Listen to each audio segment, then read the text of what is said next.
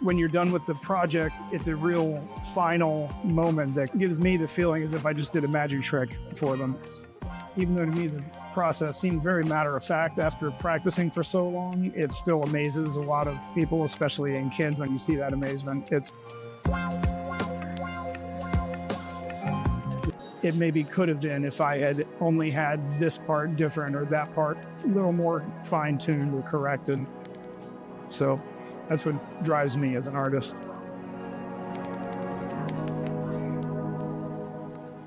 Glassblowing can be very intense. I would say creativity is to take a common knowledge or a shared experience and embellish it. So for me as a constant observer, I'm always driven, I think, to replicate the beauty in what I see around me. Think about your thoughts on nature. Creativity is very important in my work because I work with so many people. I need to be creative to learn how to communicate with them and learn how to reach our common goals together. You have to be creative in your thoughts. You have to be ready to reinterpret sometimes for people. And it only helps to make you a stronger designer or glassblower.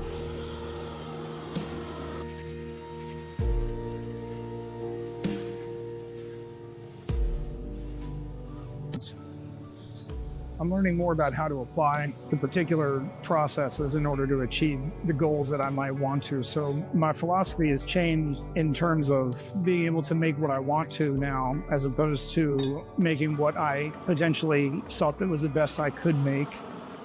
So I like to craft my glass in a way that makes me happy, whether that's building a large sculpture or a happy cloud goblet of some sort. But it's work that makes me happy and what I think is historically pretty and what taught me the techniques. I think I'm able to diverge from that a bit. Creative work is always more fun to plan out with your team and understand as a team, because it really feels a lot like working in a kitchen, for instance, when everybody has a time-sensitive project that they all have a part to complete as they go. And when it all goes smooth and you're set up, easy work. There's a lot of different ways to interpret work, and as a craftsman, I tend to focus more on the technical aspects of work.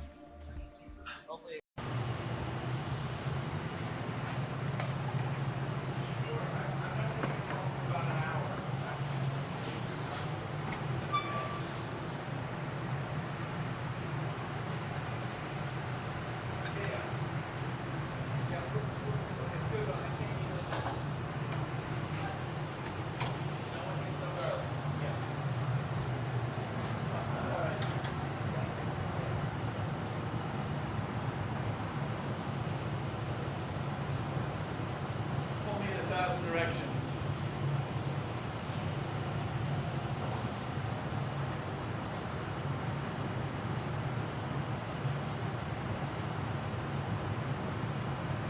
Well, this is just recording, it's not Yeah. switching.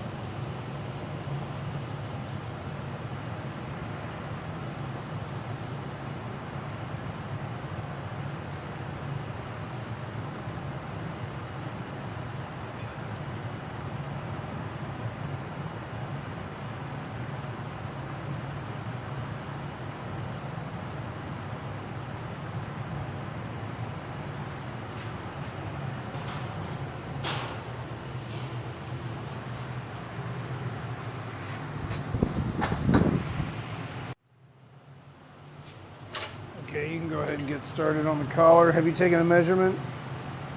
Yeah.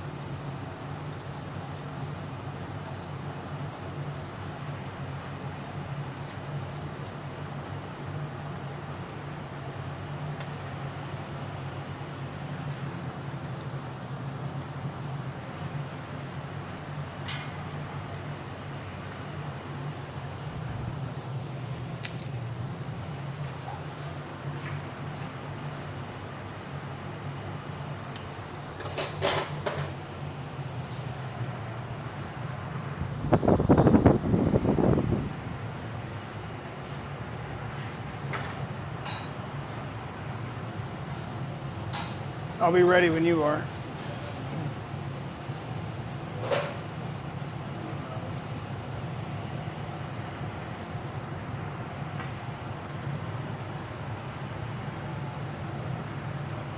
Come back to the...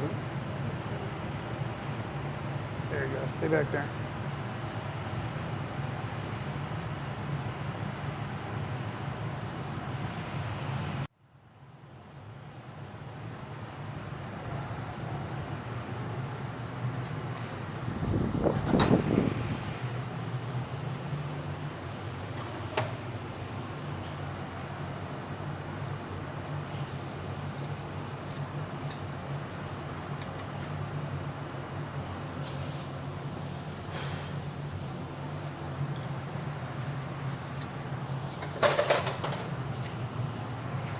Okay, ready when you are.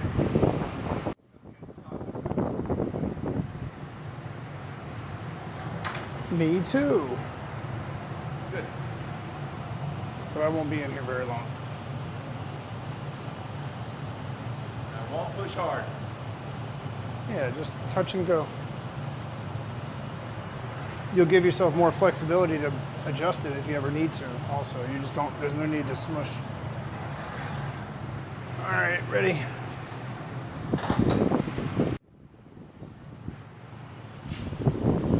Just a little more forward. There you go.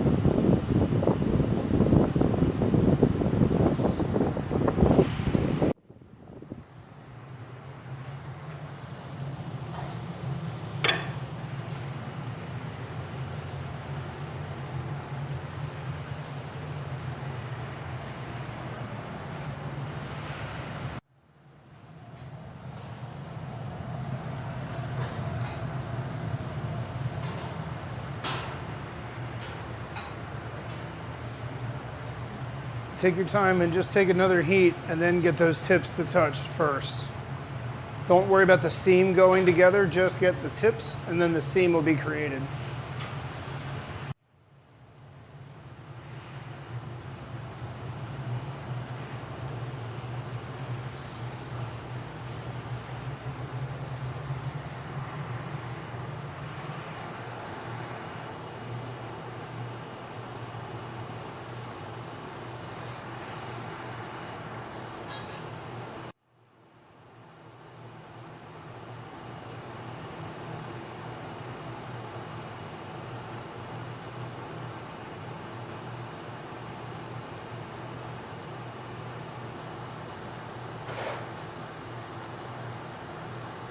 Just gently, there you go.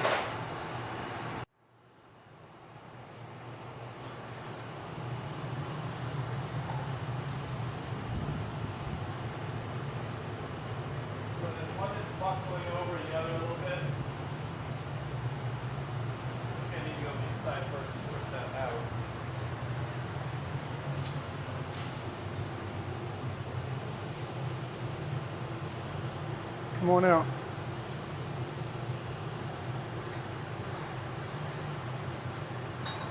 Yeah, go deep inside, open the blades, and turn fast. Faster. Push down. Yeah. Okay, now stitch up the last little part. I got you. There you go. Things like that can keep being flyaways.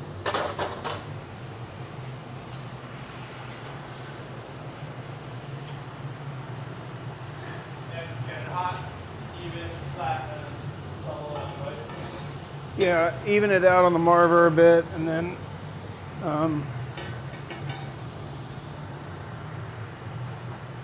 hold it up each time, you know.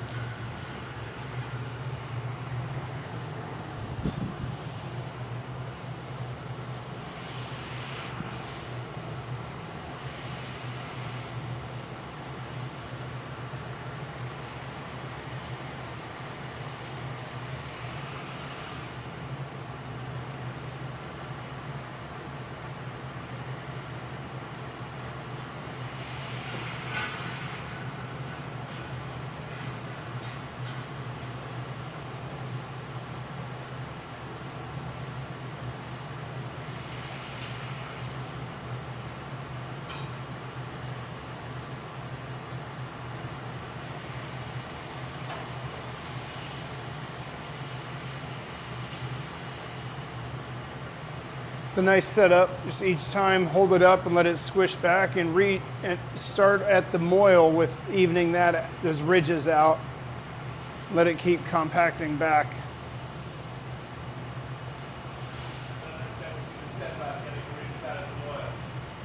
Well, each time you do that, and when you actually get back to the moil, or marvering, I mean, start at the moil.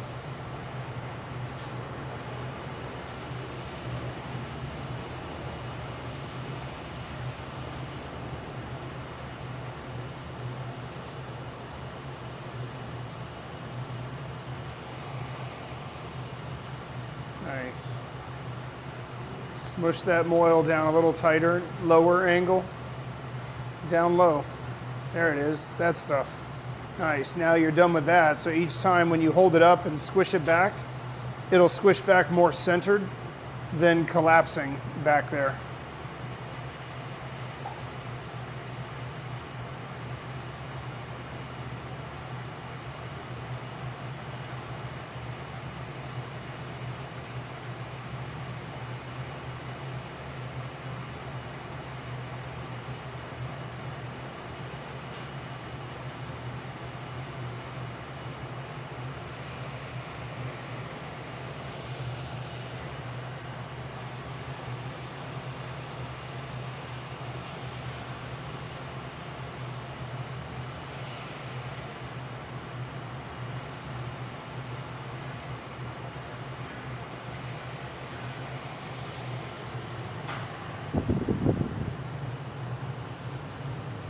How's it looking? Good. I'm going to close the end of it. Can you turn that fan on higher over there by you? I don't think that's a problem.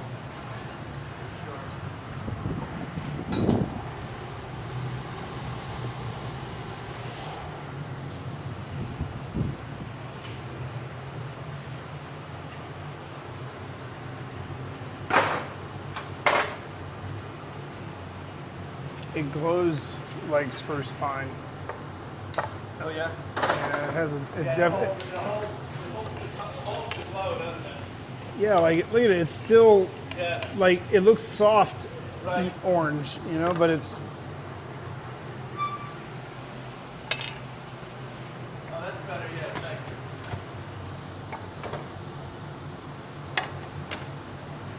Those things need to be real carefully aligned. Sorry?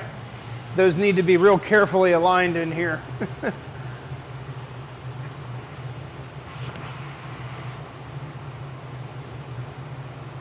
There you go, more contact. Push a little bit, not forward, but down to the table. That's it. See if you can untwist it a little bit while you're doing that. Okay, now blow and get the shoulder to expand. A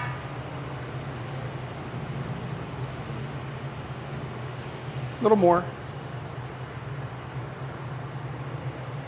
All right, now when you sit down, I'll blow while you neck it down. I really have to stretch to do it again. No? Go ahead and try to untwist that a little bit. See that? I defer to you.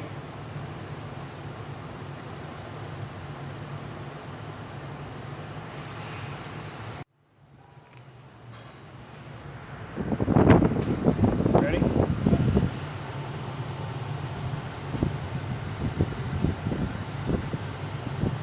Stop. Angle to your right, widen the valley. There you go, nice touch. Stay like that, and then easy off this direction. Nice. Now, heat the bottom, draw it out. Very nice.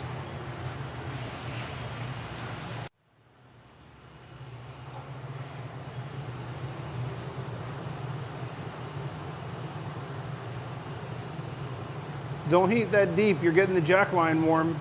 There you go. You'll get back to heating that deep again, but not yet. You want it to cool down for a while.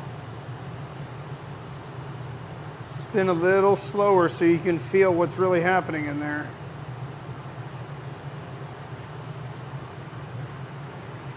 Okay, you're going right back to the heat again, maybe a slight bit deeper, but still not to the jack line.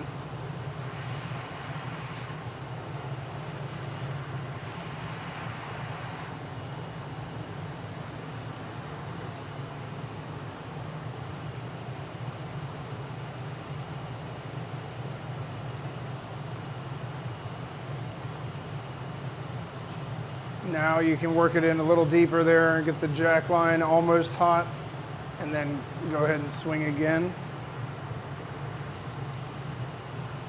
Nice, there it goes. Blow it out just a little bit.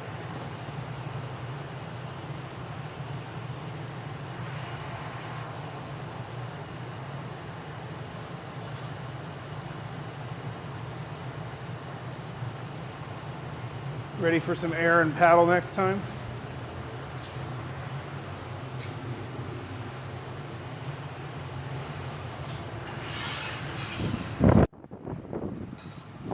Tell me when.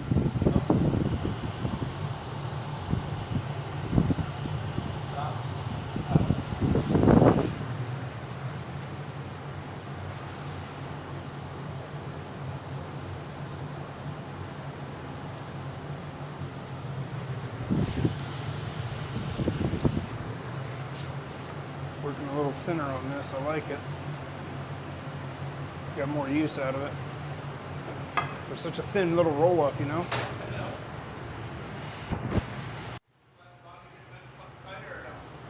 I think it looks good.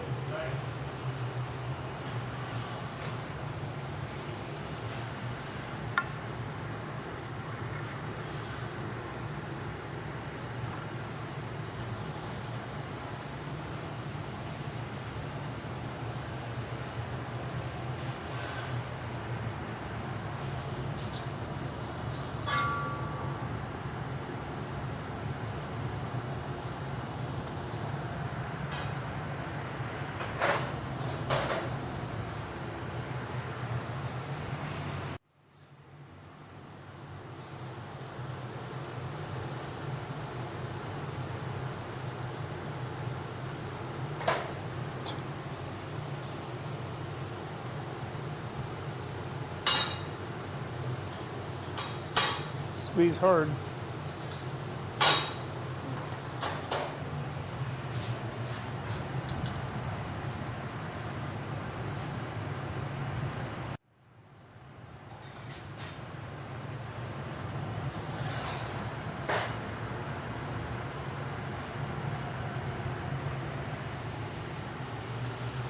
It's a nice height. Good teacher.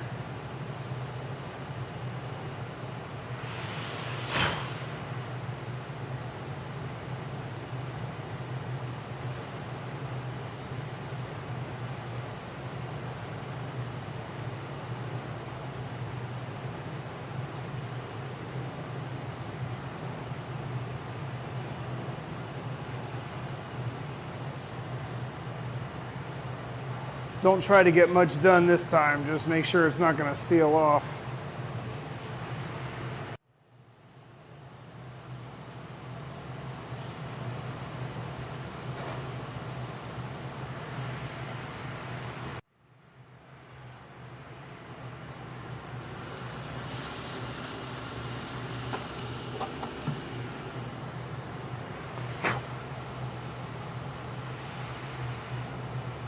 So when does the big move happen?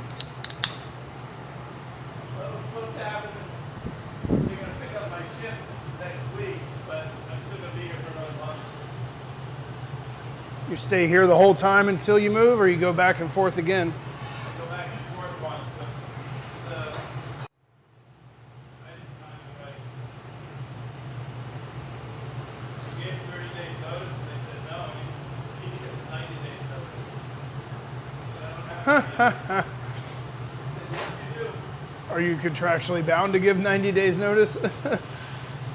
Because otherwise you're kind of just doing them a favor by giving them 30 days. A little both. They don't have any way to enforce it, but they are my friends. And I don't want to hurt them. Yeah, and you are retiring, right? Or no, you're just moving, I guess. Yeah. I'm not really. You can't do the see you wouldn't want to be you?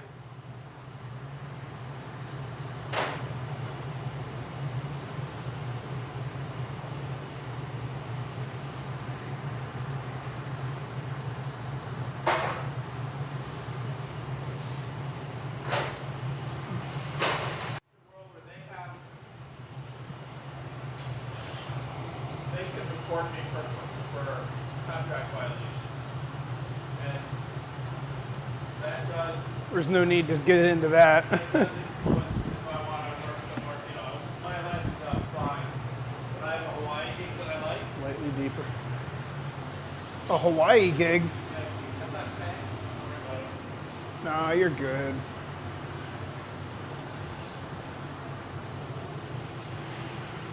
I was when I played it. Right? Yeah, I got you puffer right there.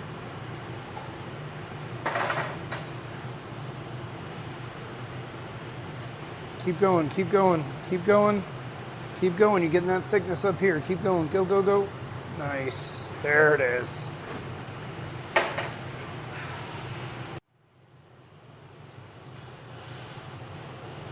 Yeah, I have a little Hawaii gig, so I don't want them to fuck me with that. I don't know if it'll turn out to be anything, but anyway. So I'll be back a couple more loops. Cool. Are you starting full time up there finally, or are you still staying the way it is? Gonna work half time. That's the plan anyway.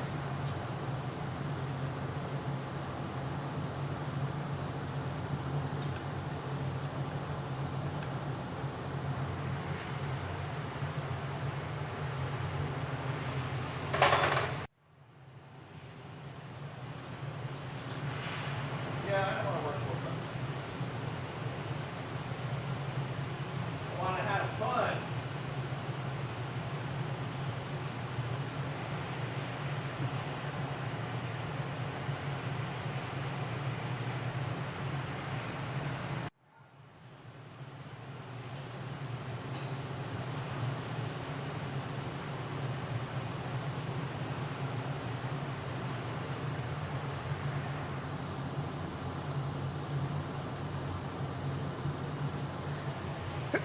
Excuse me.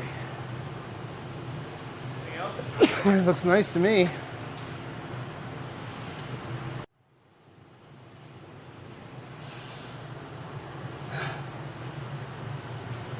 a little torch, I'm worried about the cuts. You know, I don't have. So then I'm running. Excuse me.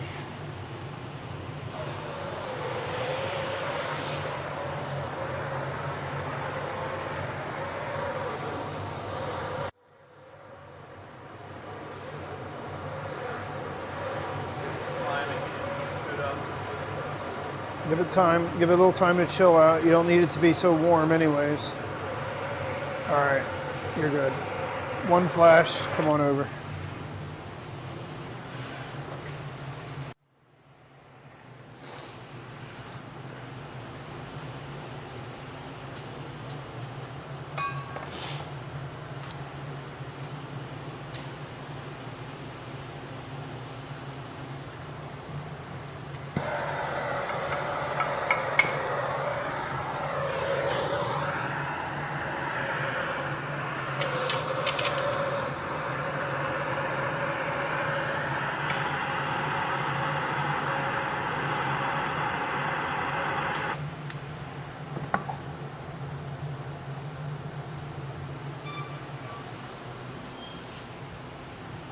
Davide!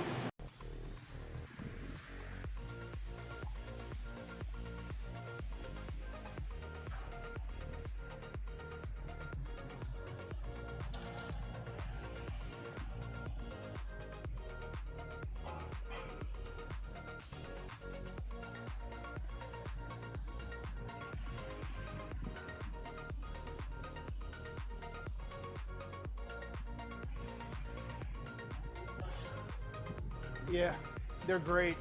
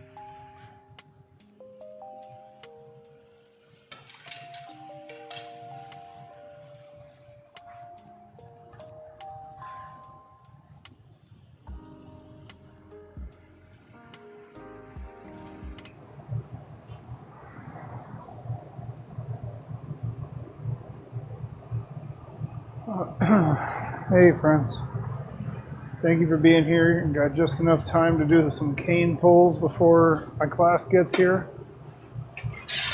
Wanted to get back to you as soon as I could and get this done.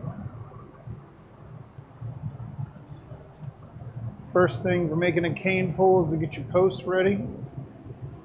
This is not going to be a very large cane pull. I don't want it to go terribly far. I want it to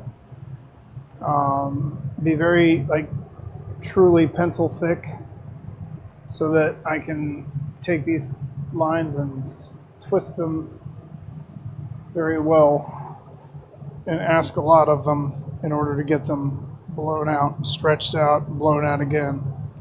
So I make a post like this, just a cool metal to the end of the iron or to the end of the glass. It runs all the way down, metal to metal on the table here. Let that cool.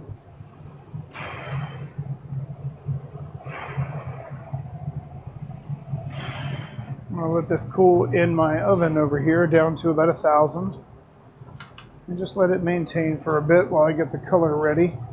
I'll go ahead and take a gather on a little tiny iron here. Not a little tiny iron, this is a step down, but I'm just getting a little tiny bit of clear. Holding it up, letting it run back, and then cooling the back end to leave the tip of it nice and warm when I go in for my color. I'm going to use that warm hot glass that hasn't been touched yet on the end of this and use that to stick onto the color, which comes out of the oven here. I've been heating up for a little while.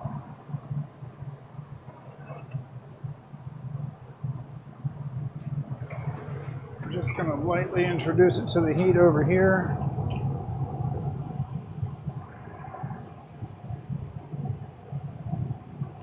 There it is on the end of the iron. I don't want to go all the way into the heat too soon because it's very stressful to take 1,000 degree glass and throw it into a more than 2,000 degree furnace. Stressful for the glass, I mean, in temperature. So you want to lightly introduce it. Make sure it's not going to explode or anything weird or even crack, creating a little bubble on the inside if it does crack. And now I've been in there for a little while. I think I can trust it not to blow up. So I'll go in all the way.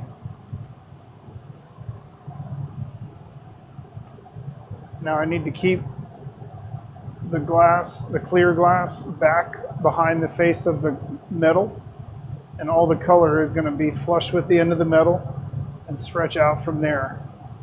So that when I do my final pull of this glass with another post, I'm going to have full contact of color all the way to the metal so it stretches evenly and doesn't pull off of the post that I'm creating here. So I'm even pushing forward a little bit on the table, making sure that there's no clear between the end of the metal and the color itself. I'll show you with the zoom shot pretty soon. If I can answer any questions for anybody, shout them out while I'm working here.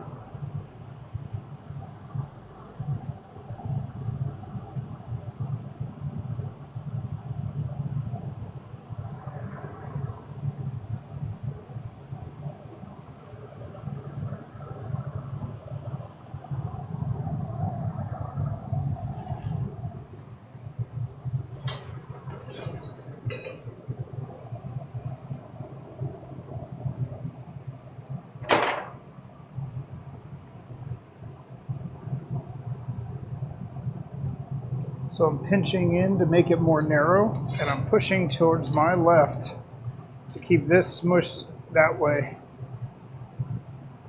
Keep the color flush with the end of the iron. Now I'm going to freeze this clear and reheat the color.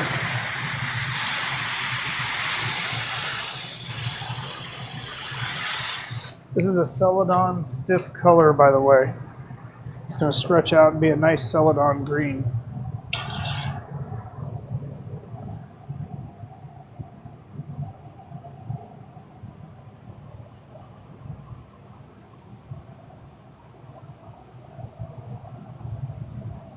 Well, It doesn't really remove bubbles. Thanks for the question. The bubbles will come from the glass being stressed out when it gets introduced to the heat, and that stress creates a crack in the glass. When you get a crack in the glass while you're reheating, what's happening is that the outside of the glass is heating first. Makes sense, right? So the outside is going to seal in that crack, and that negative space that the crack was will then be a bubble inside the core of your color. So if you do have a crack, it's actually best to take the time and splay it out as wide as you can so that you can get the heat in there. And that way when it heats, you can blend it together without trapping air.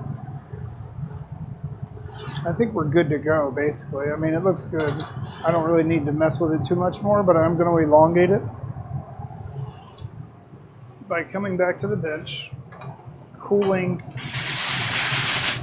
that, and then just get my tweezers on there and let it slide through the blades of the tweezers while I draw my hand out to the right. See, just make it more of a cylinder.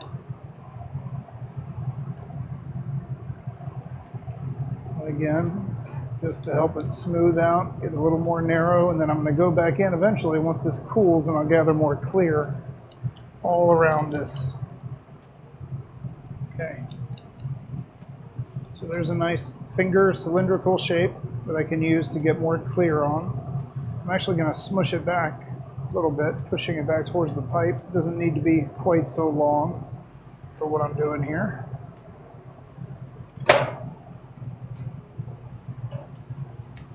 And there's that. So now I need to cool this, but only enough so that I can gather clear on it.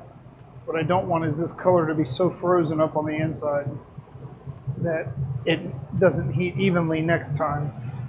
So my little trick that nobody else does, but it works for me, is that directly before I go in for a gather, I water down the moil and immediately get up and go take my gather. And that gives that moil a little extra chill to make sure it stays steady and stable while you go in here and gather up and let it run off of the excess. Because you don't need your moil and your clear glass to be hot, you need the color to be hot. Now I have all I need here. I'm holding it up, letting the clear glass run around to the side of the gather so that my color comes through to the tip. And then I'll roll it out nice and even. Whoops.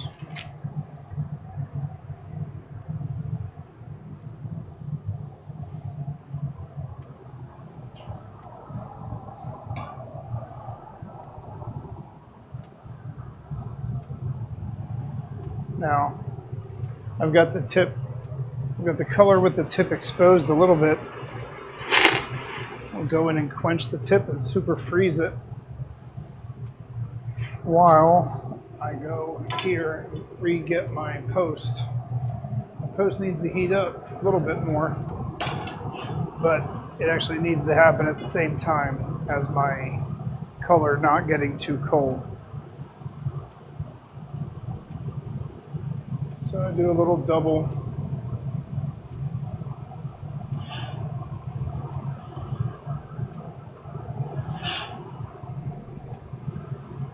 Now I'm going to put my post over here, let it be cool for a second while I really reheat this.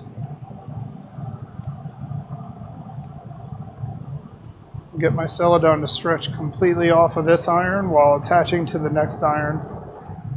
So let that draw down.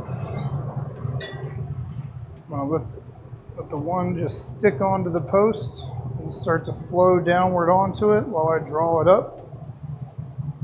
And it's easy to stretch it out too far too soon.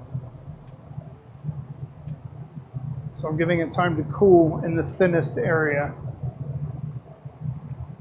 So that now I can lay it down, wedge it, and bring it back this way and draw it out, and it doesn't just get so thin so soon. I get a nice pencil thickness that's really going to work for stretching out consistently after that. You might see the heat is evening itself out as I pull. eventually working the thickest glass last, pulling the thickest glass last.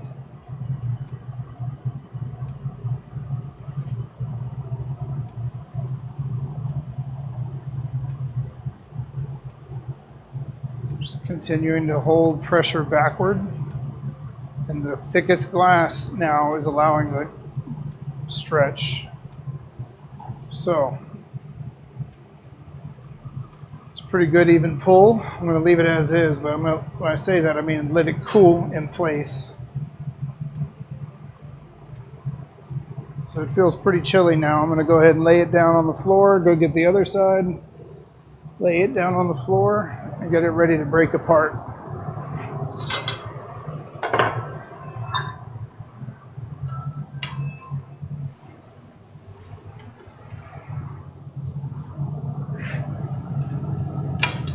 Okay.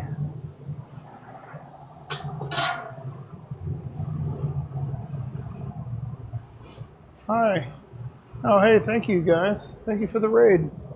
Thanks for being here. I'm just working on a process called pulling cane.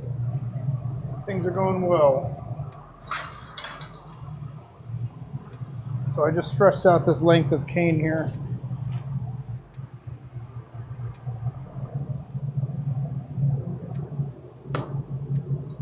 I'm just chopping it down now so that I can chop it down more into about 6-inch length pieces. I need it to cool down to the point where I can touch it.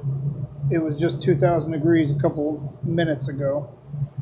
So letting that chill out on the floor so I can touch it, and I'll take it over to my chopper and we'll chop it and get it ready. If I can answer any questions for anybody, please shout them out in the chat. Throw me a follow if you get a chance. I'm here all the time. I'll be back here tomorrow too for a nice long day.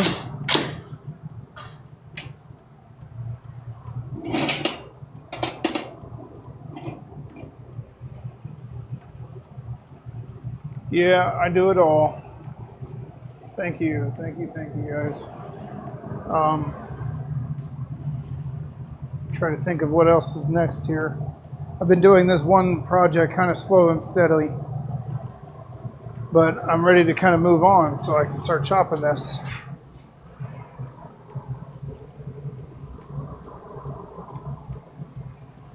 This is my worktop over here. That cane I pulled is a pale celadon green. These are different versions of opal white and opaline that I need to keep separate. So I keep them together. They got little rubber bands over here. And I've got, this is actual Duro white, which is the stiffest of all white colors. That goes back in here. That'll be used another day.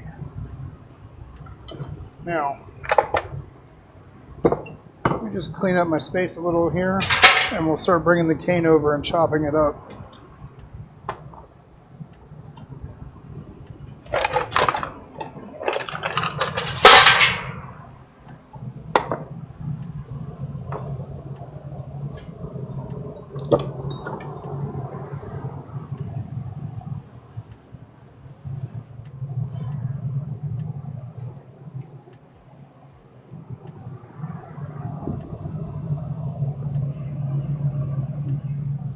Not yet.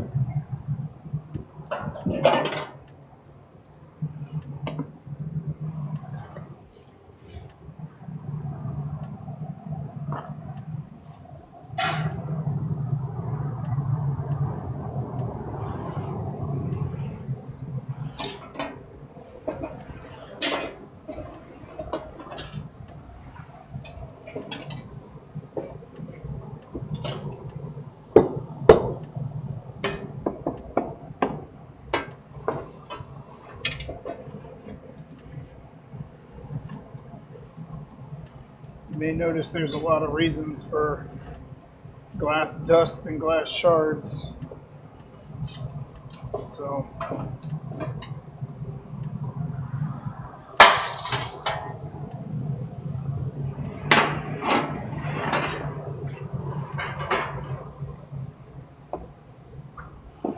this is my cane chopper. This is my color bar chopper. This is my box.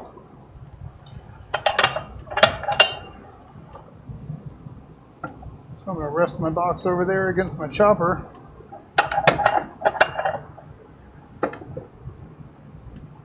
And now I can bring my cane over and I can start chopping it in the blades here. I'll be right back.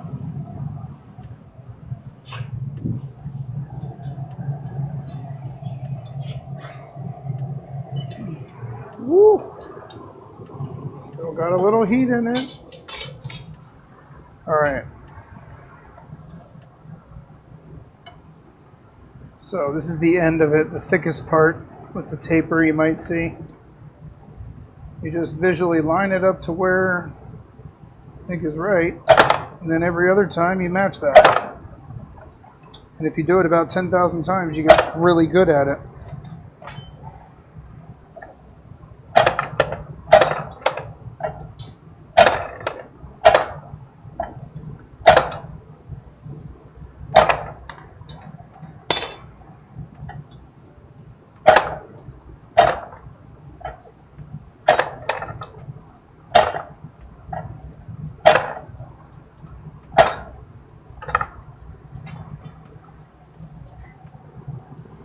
Some of it is hotter than others still.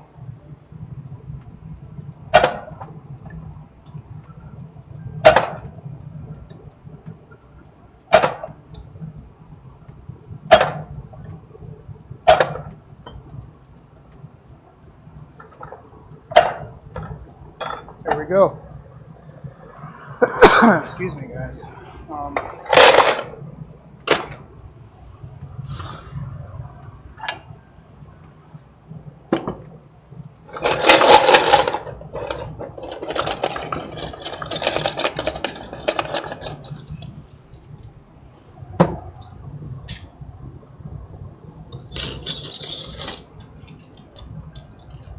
Okay. There we go. Let's get the biggest ones out of the way. Move them over there for another day, another project. Shorties out of the way. Oh, that's a nice set of 3 big ones for another day. Okay, the largest to the right, smallest to the left.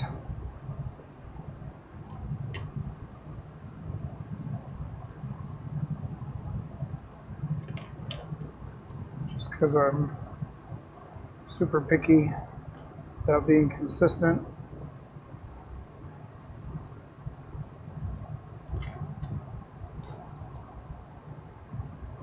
This little striation in the color is not going to matter when the time comes to reuse this cane. Everything's going to balance out to be the same color and then stretch and heat and blow out and all that together. So even if I left that there, you wouldn't see it later. So this is a really nice batch of those. Kind of, that's better. 5 there, 3 there.